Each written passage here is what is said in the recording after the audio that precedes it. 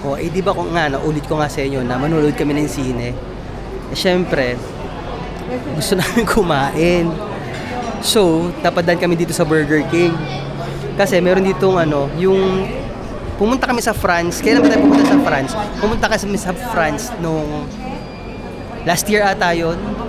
Tapos doon merong mini burgers na dito sa amin wala pa.